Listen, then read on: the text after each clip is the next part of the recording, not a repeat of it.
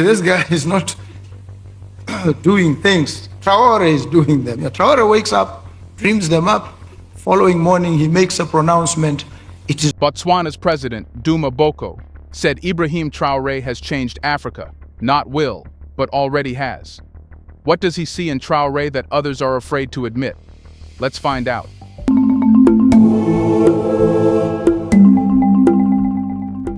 Africa has never lacked brilliant ideas. From the Lagos Plan of Action in the 1980s to Agenda 2063, the continent has been overflowing with blueprints, declarations, and visionary strategies. Economic independence, food sovereignty, Pan-African unity. These are not new goals. They've been inked into treaties, shouted from podiums, and printed in glossy development plans. Yet somehow, most of those ideas died before they even left the page. And that's exactly what President Duma Boko wanted the world to remember when he spoke of the leaders who came before Ibrahim Traoré. His point was sharp. They had ideas, but they never implemented them. This wasn't just about Burkina Faso. It was a quiet funeral for an entire era of post-independence African leadership. A time when presidents were praised for promises, not for progress. those who came before me did not fail because they didn't have ideas. They did. Maybe even better ideas. Look closely at most governments across the continent today, and you'll see a haunting pattern. Ministries are filled with consultants. Parliaments are filled with paperwork. Summits with thunderous applause and then silence. There is a deep cultural fatigue across Africa, not from poverty or war, but from waiting. Waiting for leaders to finally match their visions with action. Waiting for the talk to become transformational. But the problem isn't just incompetence, it's fear. Many African leaders over the years have been shackled by geopolitical pressure, donor dependence, and their elite class. Doing nothing became safer than doing the right thing. Ideas became a performance, a PR tool, rather than a path to sovereignty. You could keep your seat by selling a dream. Just never try to build it. That's why Duma Boko's words were not just reflective, they were revolutionary. By openly saying that past leaders failed to act, he touched the third rail of African politics, accountability. He dared to admit that Africa wasn't betrayed only by the West. It was also failed by its leaders, who talked of revolution, but governed with hesitation. And it's here that the ghost of all those dead ideas, Ujamaa, African socialism, ecological independence, begin to stir again. Because suddenly, in Burkina Faso, they are being resurrected, not with fanfare, but with bulldozers, legislation, nationalizations, and local factories. Traoré is not inventing new ideas. He's implementing the ones that were abandoned. And that is perhaps the most dangerous thing a leader can do in a system built on delay. Boko's recognition of this marks something bigger. The idea that political credibility in Africa is shifting. It is no longer rooted in how well you speak at the UN or how many G7 handshakes you collect. It now lives in places like Faso Koum, where tomatoes are no longer rotting on roadsides, but being turned into exportable paste. It lives in gold refineries built by state-led funding rather than IMF loans. It lives in silence, the silence of work replacing the noise of excuses. This shift also exposes a painful reality for many older leaders. They had their moment, and they wasted it. They ruled over nations at peace, with more global goodwill, with growing youth populations and international investments. Yet somehow, they left their people poorer, hungrier, and angrier. Duma Boko, by pointing this out, was not simply praising Traoré. He was separating from him, drawing a clear boundary between what was and what is. He wasn't just saying Traoré is different. He was saying he represents the turning of the page, and that's what scares people. If Traoré succeeds where others failed, he redefines what African leadership looks like. He exposes decades of stagnation. He raises the bar for every president still hiding behind press releases and economic reports. He forces a new question onto the African stage. If you're not implementing, why are you leading? In this light, President Boko's message was not just commentary, it was a quiet manifesto. It said, "The age of ideas has ended. The age of execution has begun." And with that, he passed the torch, not just to Traoré, but to a generation of Africans tired of waiting for promises and ready to demand proof. But ideas are only the beginning. The real measure of leadership is what happens when no one believes the conditions are right. So what did Boko say about that? Here's a reminder to please like and share the video and subscribe to our channel to watch more videos on Black culture, history, civilization, and identity. Let's continue now. President Duma Boko spotlighted not just that Traoré is different, but that he's dangerous in the best possible way. Because in a continent tired of well-dressed figureheads, Traoré doesn't just lead, he acts. And that, in Africa's current political climate, is a radical move. To understand the weight of Boko's words, he is taking actions. You must understand the politics of passivity in post-colonial Africa. Many African heads of state have mastered the art of delay, not because they're incapable, but because inaction often ensures survival. Taking action means stepping on toes. Western donors, domestic elites, foreign militaries, and international corporations. It risks headlines. It risks sanctions. It risks being overthrown. And yet, here is Captain Traoré, a man who walks into office during a counterinsurgency war, inherits a broken state, and immediately begins issuing orders that most politicians wouldn't touch with a 10-foot pole. He ends military agreements with France, orders foreign troops out, blocks Western gold theft, bans GMO seeds, opens state-run food factories, all within a year. He doesn't test the waters. He jumps in.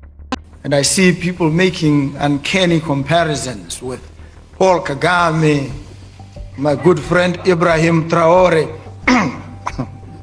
And I say, some of these folks are operating in a slightly different environment, where their word is obeyed instantly, without question.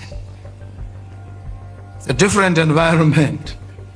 You say, this guy is not doing things. Traoré is doing them. Traoré wakes up, dreams them up. Following morning, he makes a pronouncement. It is law. It is policy. Action for. And that's what Duma Boko understands better than most, that in Africa, to act is to resist. Every decisive move by Traoré is a disruption of some invisible balance that was always designed to keep the continent on its knees. For decades, African leaders have feared rocking the boat. Traoré is lighting it on fire. But action isn't just about boldness, it's about consequences. Because once you start moving, the world starts noticing. That's why Traoré is not just admired in speeches, he's feared in embassies. His policies have already triggered quiet panic in international boardrooms and think tanks, not because of their content, but because of their proof.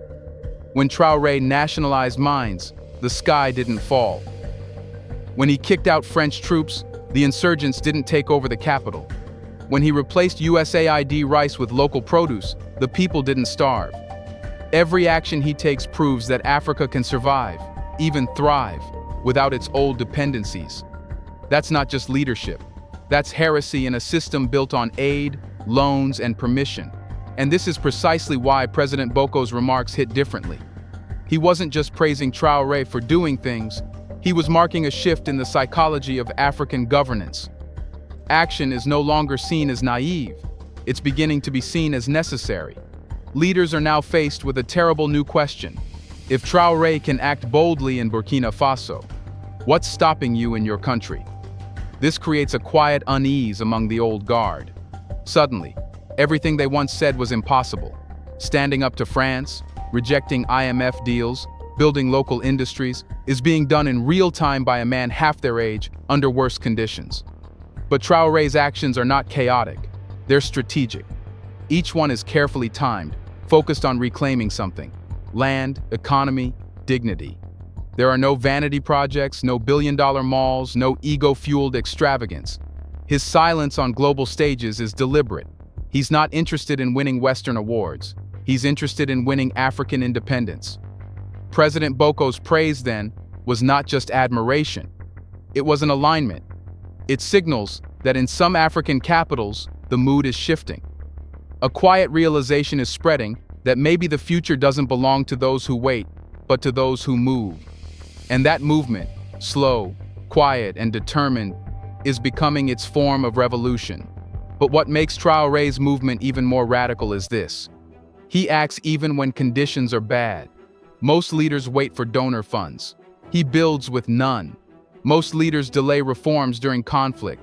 He accelerates them. Most leaders say, not now. Traoré says, especially now. So while action alone is already rare, action in the face of adversity is something else entirely. It's a signal that we're not just dealing with a reformer, we're dealing with a wartime visionary. And that's what Duma Boko was pointing to next. Because if others waited for the perfect moment, why did Traoré move when the world said he couldn't? They just didn't implement them. Why? Because perhaps they failed to appreciate that the structures that are in place are not properly suited to the attainment of quick action. So you need to subvert some of these rules and processes unapologetically. In African politics, there is an unspoken script leaders are expected to follow. Wait for approval, secure international funding, blame external forces, and then delay real reform. President Duma Boko shattered that script with one piercing observation. Others believed the conditions weren't in their favor. But Traoré worked, no matter what. That sentence may seem simple, but it undermines decades of defensive leadership. It exposes how deeply many African governments have internalized the mindset of helplessness.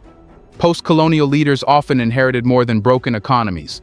They inherited a culture of doubt, a belief that meaningful change must wait until the West allows it, until peace returns, until elections are secured, until the right moment appears.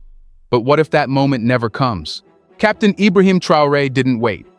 He took office in chaos, insurgency in the north, sanctions from ECOWAS, economic collapse, and an international media that branded him a military dictator. Any ordinary politician would have paused. Traoré accelerated. Where others saw instability, he saw urgency. And that's the core of Boko's message. Leadership isn't about finding favorable conditions. It's about creating them. Traoré didn't walk into a functioning democracy with stable institutions. He inherited a nation bleeding from the chest. Yet somehow, with almost no global support, he began stitching it back together. Let's be clear. There were no blank checks from the IMF, no stabilizing missions from NATO, no trade perks from Brussels. What Traoré had was a shrinking economy, internal sabotage, and pressure from every corner. But instead of crying foul or holding another summit, he picked up the shovel. He went to war with excuses. That's what makes his model terrifying to the old elite. It destroys their favorite justification. We can't act because the system is against us. Traoré proves that acting while the system resists is precisely when it matters most. Think of what he's faced. ECOWAS threatened invasion. France pulled its aid and launched media smear campaigns. Insurgent groups advanced in the north. Western pundits mocked him as inexperienced. Burkina Faso's state institutions were riddled with corruption. And still he pushed forward. Not recklessly, but relentlessly. He replaced foreign advisors with young local experts.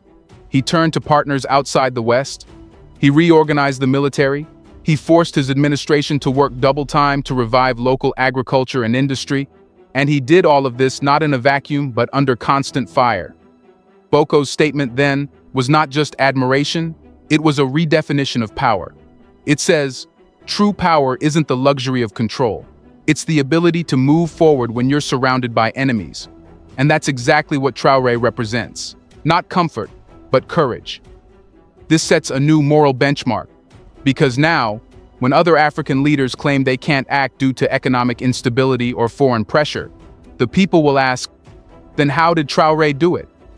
If Burkina Faso, one of the poorest, most sanctioned, most war-torn countries on the continent, can begin reclaiming its economy and dignity, why can't others? And here's where the conversation gets even more uncomfortable. For years, many African presidents have played the victim card. They've rightly pointed to colonial legacies, debt traps, and geopolitical interference. But too often, these realities became excuses for inaction. What Traoré is doing isn't denying these obstacles, he's bulldozing through them. He's showing that sovereignty is not something granted, it's taken. and taken despite unfavorable conditions. And that truth is dangerous.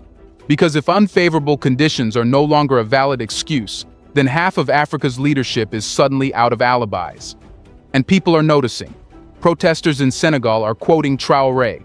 Activists in Ghana are invoking his style. Young voters in Congo, Nigeria, and Uganda are asking their presidents, what exactly is stopping you? So when Duma Boko made that comparison between the leaders who waited and the one who didn't, he wasn't just praising Traoré. He was drawing a line, a fault line. One side is fear, the other is fight. One side makes speeches, the other makes history. And Traoré is not alone anymore. His defiance is contagious. But here's the most shocking part. It's not just about Burkina Faso. Boko seemed to hint at something deeper, that Traoré's struggle is awakening a larger African force. One that doesn't ask for permission, one that builds in the storm. So what happens if his words start shaping the whole continent? In most countries, especially ones in turmoil, the leader's word means very little. It's assumed to be hollow, something to fill the air, to stall criticism, or to keep the illusion of control. That's why when Botswana's president Duma Boko said that Ibrahim Traoré's words would change Africa, he wasn't making a poetic remark. He was issuing a warning. Because something rare is happening in Burkina Faso. A leader's word is starting to match reality. And in a continent accustomed to betrayal cloaked in speeches, that's a seismic shift. Let's be honest. African citizens have grown used to hearing beautiful promises. Presidents have vowed to end corruption, reduce poverty, kick out exploiters, build roads, schools, and dreams. But year after year, those promises evaporate. And in that erosion of credibility, something far more dangerous has grown. Cynicism. That's what Traoré is dismantling. When he speaks about dignity and then nationalizes gold mines, people notice. When he promises to feed the people and then bans foreign rice imports to support local farmers, people notice. When he vows to fight insurgency and then launches direct military operations to reclaim villages without foreign troops, people notice. Because now, the word means something again. And that's where Boko's statement becomes prophetic. He isn't just saying that Traoré's words are trustworthy. He's saying it's contagious. That when a leader speaks with purpose and then delivers, it does more than build infrastructure. It rebuilds belief, not just in governments, but in the idea that Africans can determine their futures without waiting for handouts, instructions, or international validation. That kind of belief is powerful and dangerous because it doesn't stay inside Burkina Faso. It crosses borders. Already we're seeing the ripple effects. Civil society groups in Niger and Mali are echoing Traoré's language. Words like sovereignty, self-sufficiency, anti-imperialism. In town hall meetings in Senegal, protesters aren't just asking for reform. They're referencing Traoré's speeches as proof that radical change is possible. This is why Boko didn't say Traoré's policies would change Africa. He said his word would. Because a word, when tied to visible action, becomes more than sound. It becomes a symbol. And symbols are what movements are built on. There's a reason why colonial rulers were more afraid of freedom songs than armed uprisings. A song can't be killed. Neither can a credible word once it lands in the hearts of the masses. And that's what Traoré now represents. Not just a man, not just a president, but a signal. His speeches don't rely on teleprompters. They don't pander to donors. They don't chase headlines in foreign media. They are stripped down, raw, and focused on survival, unity, and reclamation. And because they are spoken by someone who's doing the work, they carry the force of authenticity, something money can't buy and PR can't fake. This is where other African leaders should start worrying. Because if you've ruled for 20 years and still blame your country's failures on the West, but a young captain in a war-torn country is delivering results, what happens to your credibility? The people stop listening to you. They start listening to him. That's how revolutions begin. Not always with guns, but with comparisons. Quiet comparisons. Made in homes, in taxis, in WhatsApp groups. And then the questions follow. Why can't we have that? What's stopping our president from doing what Traoré is doing? And just like that, a word becomes a weapon.